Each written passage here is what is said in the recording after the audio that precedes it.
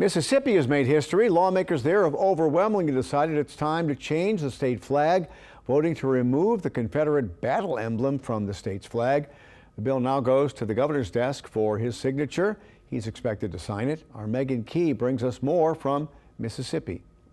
The Confederate battle emblem has flown on the Mississippi state flag since 1894 for more than a century.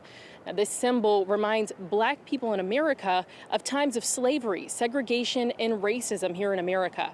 Mississippi is the only state in the nation with it still displayed on its flag, but that's soon expected to change. Yesterday, both the Mississippi Senate and House of Representatives voted to change the state flag.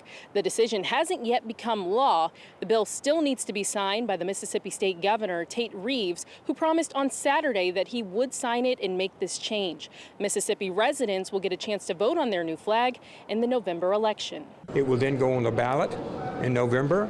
The people will pick their flag. The people will pick their flag.